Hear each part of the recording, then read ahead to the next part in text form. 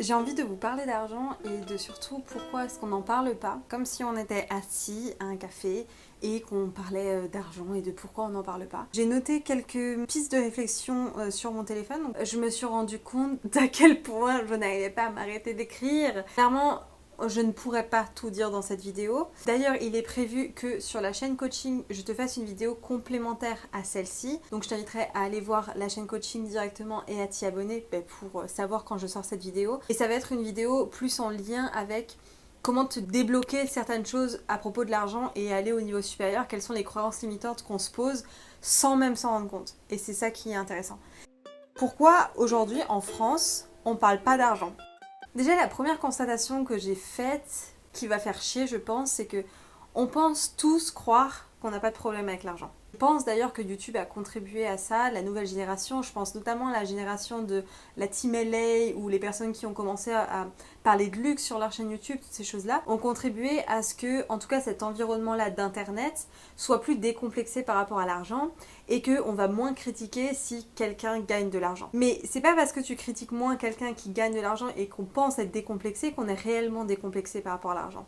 Et je sais que quand j'en parle, il y a pas mal de personnes qui vont un peu se dire ce truc de non mais t'inquiète, on s'en fiche combien tu gagnes, tu fais ce qui te plaît, tu as fait un travail donc tu mérites un salaire, t'as travaillé dur pour ça, donc t'as le droit en fait. Même ces phrases-là, elles sont problématiques parce que elles cachent qu'on a un complexe avec l'argent, qui est en général plus profond que ça, même si dans la majorité on a commencé à au moins ouvrir la discussion, et c'est déjà ça. Le deuxième problème, c'est que dans la justification de pourquoi on a le droit de parler d'argent, genre parce que t'as travaillé dur donc tu le mérites, donc parce que ça fait longtemps que t'es là donc tu le mérites, enfin, il y a toujours cette histoire de mérite et de travailler dur. J'ai pas envie de parler vraiment de la différence entre les États-Unis, la France, parce que je pense qu'il y a aussi beaucoup de projections, nous en tant que Français, qu'on fait par rapport aux États-Unis, et on doit certainement en fait pas se rendre compte de leur propre tabou autour de l'argent.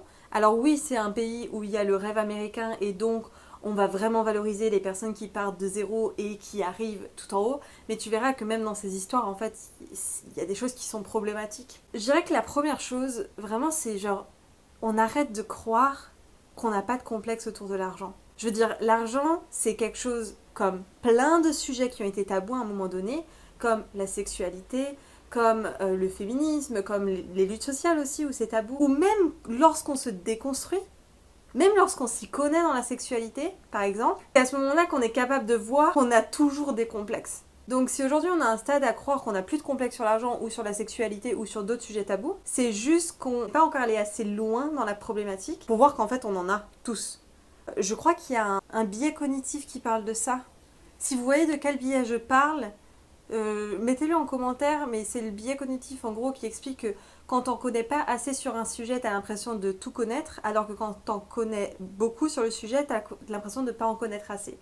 Et c'est la même chose en fait par rapport à l'argent, c'est que quand on vient juste de se décomplexer par rapport à l'argent, on a l'impression qu'on est décomplexé de tout et c'est bon, l'argent c'est pas tabou pour moi.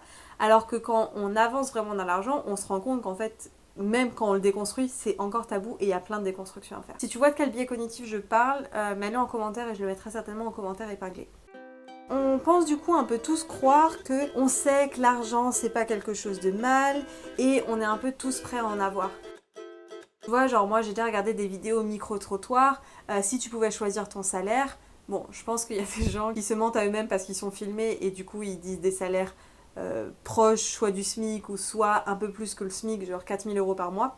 Alors qu'en vrai, je pense que si on se laissait aller, on mettrait pas un salaire aussi bas. Tu vois que dans ces moments-là, les gens n'ont pas envie de dire que l'argent c'est mal parce que, en gros, l'argent c'est bien, mais trop c'est mal. Donc on a le droit d'aller un peu au-dessus de la moyenne, mais on est qui pour dire qu'on veut 100 000 € par mois? On est qui pour dire qu'on veut 1 million par mois? On est qui pour dire qu'on veut 1 million à la journée? Personne. Donc pourquoi on s'autoriserait à faire ça? C'est bizarre. C'est un peu mal perçu. Finalement, on a toujours un peu en dessous une petite phrase, une petite pensée qui vient nous faire croire en fait que l'argent c'est mauvais à une certaine limite. Et en fait c'est normal parce qu'on n'est pas déconstruit sur l'argent et on n'a rien qui nous pousse à nous déconstruire sur l'argent. Aujourd'hui on regarde notre système éducatif en France. Est-ce qu'on a des cours sur l'argent? Non, en tant que tel, non. On a des cours qui t'apprennent à être un salarié. On n'a pas de cours qui t'apprennent à être entrepreneur. Et ça paraît plutôt logique. Je vois notamment, je connais plus son nom, mais l'auteur de Père riche, Père pauvre, je ne sais plus, je te mettrai le livre ici, qui a fait une conférence pour parler de ça. C'est que On t'apprend en fait à être salarié. Et c'est pas péjoratif quand je dis ça. C'est juste que je suis en train de voir et d'apercevoir que c'est normal qu'on soit pas déconstruit sur l'argent. Parce qu'on n'a rien qui nous permette de le déconstruire. Les seuls moments où on va parler d'argent dans le milieu éducatif, c'est si on est en première année, admettons, en SES, là, où on prend un bac économique, et encore maintenant on n'a plus ces types de bacs là, où on va parler d'économie, mais on va parler en fait du système. On va pas parler comment toi, en tant qu'individu, tu peux prendre part à ce système et être dans la classe sociale que tu le désires. On n'en parle pas. Et la deuxième façon dont on va parler de l'argent, c'est dans l'idée de quitter l'école pour faire de l'argent rapidement.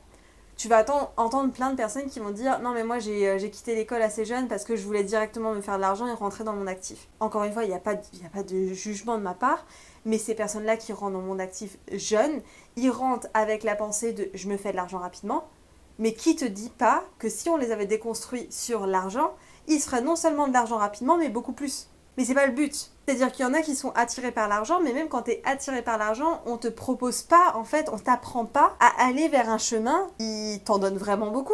Et ceux qui y sont pas trop intéressés, qui se posent pas forcément les questions, eh ben on va juste tracer un chemin de vie qui est déjà tracé en fait depuis l'école. Et ce chemin de vie, c'est un chemin de salarié. Je suis quand même vraiment contente de voir, je pense que je suis dans une génération aussi, et à mon avis les réseaux sociaux, internet a vraiment aidé à ça, à ce qu'il y ait de plus en plus d'entrepreneurs, de plus en plus de freelance. Je dis pas que le monde, si on éduquait tout le monde sur l'argent, tout le monde serait entrepreneur. Non, je pense pas, et je pense que ce serait pas bien d'ailleurs que tout le monde soit entrepreneur, parce qu'il y a des gens juste, ils sont pas faits pour ça, et il y a des gens qui ne sont pas à leur place où ils se sentent vibrer. Je pense notamment à mon copain. Mon copain, quand il est dans un bon poste mais qu'il n'est pas entrepreneur, que c'est pas lui qui gère l'entreprise, il kiffe, c'est son endroit de rêve. Et pourquoi tu feras en sorte que ces gens-là deviennent entrepreneurs? Ça n'a pas de sens. Ce que je dis, c'est qu'on nous apprend pas une autre possibilité. Et aujourd'hui, en fait, c'est un peu comme les luttes sociales. Si tu as envie de te déconstruire, il faut que tu apprennes par toi-même. Il faut que tu apprennes soit en études supérieures, si tu vas dans cette direction-là, mais ça veut dire que si tu vas dans cette direction-là, soit tu viens d'un milieu culturel qui t'a aidé déjà à déconstruire des choses, donc déjà ça aide par rapport à ta classe sociale par exemple, ou soit tu t'es déconstruit assez tôt mais tu feras partie de la minorité. Combien de personnes pourraient prendre cette direction-là juste s'ils avaient l'information? Et ça me fait vraiment penser à comment on déconstruit par rapport aux luttes sociales en fait. On va lire par soi-même, peut-être qu'on a de l'entourage qui est déjà déconstruit, donc on commence à se déconstruire, mais nous on se déconstruit, on doit aller sur des réseaux sociaux, on doit aller lire par nous-mêmes, on doit faire nous-mêmes les démarches pour aller se déconstruire. Ou alors, clairement, la solution qui n'est pas la meilleure, parce que pour moi la meilleure solution serait de partir de l'éducation directement, mais c'est à travers des coachings. Par exemple là dans le coaching Inspire-Inspirante, ou même dans Redevenir Soi, il y a des moments en coaching de groupe où on se déconstruit sur l'argent. Parce que comment tu veux vivre dans l'abondance si à l'intérieur de toi, tu ne peux même pas envoyer cette énergie d'abondance à l'univers parce que tu n'es pas déconstruit dessus. Pourquoi ce système il fonctionne comme ça? Pourquoi on amène à ce que les gens deviennent salariés ou alors qu'ils travaillent dans le manuel mais sans se faire beaucoup d'argent? Parce que à quoi ça servirait que les gens deviennent riches? Déjà, ça voudrait dire que la majorité des gens deviennent riches, admettons, ça veut dire que n'importe qui peut devenir riche. Et ça, on n'aime pas trop. Pourquoi? Parce que la richesse, dans un monde capitaliste, c'est le pouvoir. Est-ce qu'on a envie de donner le pouvoir à n'importe qui? Non. Donc on n'a pas envie de donner la richesse à n'importe qui non plus. Et le pouvoir, c'est quoi aussi? C'est la notion de je choisis ce que je fais, quand j'ai envie de le faire, comment j'ai envie de le faire. Mais si les gens choisissent de ce qu'ils ont envie de faire, quand ils ont envie de le faire et comment ils ont envie de le faire, évidemment, les gens sont beaucoup moins manipulables. Les gens, on en fait beaucoup moins ce qu'on veut d'eux. Les gens vont pas être contents. Et ça, gérer un pays avec des gens pas contents, bon, c'est autre chose. Mais gérer un pays avec des gens pas contents et qui ont du pouvoir parce qu'ils sont riches, ça, c'est encore autre chose. Et je dis pas en plus que c'est mauvais de la part du gouvernement, parce que ça a certainement un avantage d'une certaine manière. Et peut-être que l'avantage, il sert à la majorité, je ne sais pas. En tout cas, ce que je vois, c'est que on n'a pas un système qui t'apprend à faire ça. J'ai fait une vidéo, je crois, il y a 2 ou 3 ans, où je t'explique pourquoi moi j'ai envie de devenir millionnaire. Et j'explique justement que la richesse, c'est le pouvoir. Et aujourd'hui, le pouvoir, il existe en fait. Que tu le prennes ou pas, il existe. Si tu le prends pas toi, il sera juste dans la main de d'autres gens. Et clairement, entre choisir à ce que le pouvoir soit dans la main de d'autres gens, et je sais pas comment ils vont l'utiliser et quelle valeur ils ont, et ils sont dans mes mains à moi, et je sais comment je veux l'utiliser, et les valeurs que j'ai, et comment je veux contribuer, et toutes ces choses-là, je préfère qu'ils soient dans ma main à moi. Donc je vais faire quoi? Je vais avoir de l'argent. Pour moi, la construction, elle se fait comme ça, parce que le pouvoir, peu importe si tu le rejettes ou pas, Il existe parce qu'on est dans un monde inégalitaire. On est dans un monde injuste où il y a des différences, il y a des différences de classe sociale, il y a des différences de discrimination. Moi aujourd'hui, je me dis si j'ai le pouvoir et la richesse et que je peux donner des emplois, eh bien évidemment que je préfère que ce soit moi qui donne des emplois sans faire la différence entre une femme qui est racisée ou non et je vais la discriminer par rapport à son voile par exemple, que le laisser à quelqu'un d'autre parce que moi j'ai pas voulu faire ce travail et donc lui je sais pas ce qu'il va en faire. On a déjà de la déconstruction à faire au niveau du mot pouvoir. Le pouvoir c'est mal vu. Le pouvoir c'est le boss. Et le boss il fait chier. Le boss on l'aime pas. Le boss il est autoritaire. Oui ça a évolué mais c'est tout de même un schéma où on représente le boss comme au milieu avec le fait qu'il donne des ordres, avec les gens qui n'aiment pas leur boss, qui ont envie de démissionner, qui doivent faire le travail parce qu'ils doivent le faire, avec un boss autoritaire. Même s'il y a plein d'entreprises qui fleurissent et qui ont un autre système de pensée, ça n'enlève pas l'héritage qu'on a juste de l'économie en fait et de comment ça a marché jusqu'à présent. Et si je voulais les mettre entre eux, ça a évidemment un lien entre l'économie, le patriarcat. Oui, c'est sûr que c'est plus simple d'être un homme riche que d'être une femme riche. Rien que les hommes avaient accès à de la connaissance il y a des centaines d'années que les femmes n'avaient pas accès. Quand je déconstruis au niveau de l'argent, moi ça me fait vraiment penser aussi à l'époque en fait où on voulait pas que les gens savent lire, on voulait pas que les gens savent écrire, parce qu'on voulait pas que les gens aient l'information, parce que si les gens ont l'information, ils vont commencer à avoir le pouvoir. Si les gens ont le pouvoir, ils vont commencer à refuser des choses, à être visibles sur la place sociale. Et là, si, encore une fois, je fais le lien avec le féminisme, on veut pas qu'une femme soit au centre de la place sociale. Donc, non seulement, grâce au féminisme, aujourd'hui, les femmes prennent leur place, mais si elles se déconstruisent sur l'argent, elles vont prendre leur place avec de l'argent et donc vont avoir du pouvoir supplémentaire. Même si ça évolue, on ne peut pas oublier l'héritage qu'on a. Toutes ces choses-là, ça ne prend pas une vidéo pour les déconstruire, ça prend des centaines d'années. Donc même quand on a la sensation d'évoluer, on en est encore loin et loin et loin. Si on va plus loin, on se rend compte qu'en plus, souvent ceux qui ont le pouvoir sont ceux qui font de la merde. Qu'est-ce que ça veut dire? Ils font pas vraiment de la merde, mais quand on pense aux gens qui ont le pouvoir, on va penser aux politiciens, aux gens très très riches, aux plus riches. Ces gens-là, ils sont à des postes où ils doivent prendre des décisions qui polarisent. Je t'en ai fait une analyse où je t'explique ce que c'est la polarité dans le marketing et dans toutes ces choses-là, dans cette vidéo-là où j'analyse justement sur la chaîne coaching la vidéo de la question est vite répondue et de la notion de la richesse que cet homme renvoie. Et ces gens riches, donc ceux qui ont le pouvoir, on les aime pas. Pourquoi on les aime pas? Parce qu'ils font de la merde. En fait, ils font pas vraiment de la merde, mais c'est juste qu'ils polarisent. Et comme toute décision qui polarise, on va avoir un côté qui va être vraiment content et un côté qui va être pas content. Une idée n'est pas foncièrement bonne ou mauvaise. Une idée, elle est bonne ou mauvaise en fonction de la vision que tu y portes. Et donc, vu qu'ils doivent prendre des décisions à des hauts postes, ils vont prendre des décisions qui vont faire parler et qui vont polariser. Et donc, on associe, nous, pouvoir à ça fait chier, c'est de la merde, on pense pas à nous, on contribue pas assez, à toutes ces choses-là, à richesse, parce que pouvoir est associé à richesse. Et donc, inconsciemment, qu'est-ce qui se passe à l'intérieur de toi? Ah, mais si je veux du pouvoir, je fais partie de ces gens-là qui font de la merde. Si je veux de la richesse, je fais partie de ces gens-là qui auront du pouvoir, et donc qui font de la merde. Et en fait, ces associations d'idées, elles se font tellement inconsciemment. Combien j'ai eu de coaching de gens où on a juste travaillé sur les associations d'idées qu'ils font? Ok, tu penses à richesse, tu penses à qui? À banquier. Ok, tu penses à banquier, tu penses à qui? Il prend mon argent. Ok, tu prends ça, il prend mon argent, tu penses à quoi? Arnaqueur. Ok, tu penses à arnaqueur, tu penses à quoi? Gros fils. Et du coup, en gros, on en arrive dans ton cerveau à un schéma de pensée à si t'as de l'argent, t'es un gros fils de... T'as deux voies en fait, quand tu veux devenir riche, avec les déconstructions que tu dois faire. Soit t'es un gosse de riche, et donc c'est plus simple pour toi de devenir riche. Bon, si tu fais partie de ces gens-là, je pense que t'as quand même de la déconstruction autour de la richesse à faire, parce que je pense qu'on en a tous à en avoir, mais je pense que beaucoup de gens qui me regardent ne sont pas des gosses de riches. Soit tu ne fais pas partie des gosses de riches. Et là, t'as deux options. Ces deux options, elles viennent se baser sur un modèle.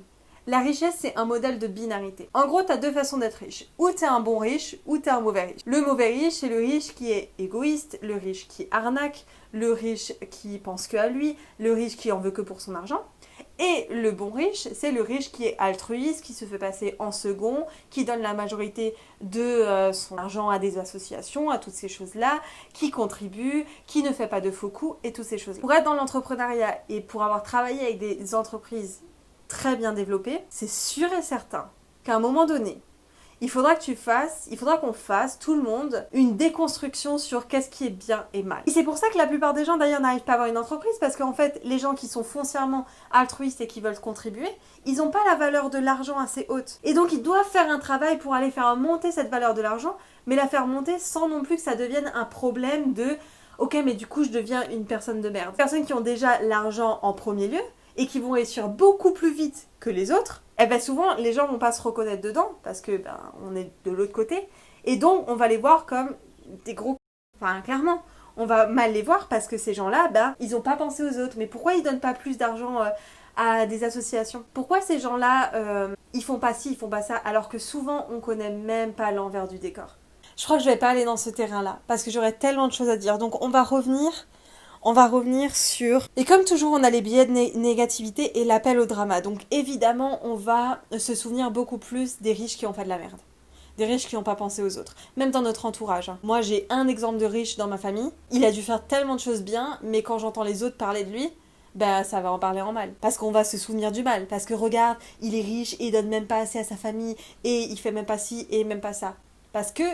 il y a des biais de négativité, donc on s'en souvient plus. Et parce que aussi, on n'est pas dans la même réalité, donc on se rend pas compte. Donc qu'est-ce qu'on a envie de faire?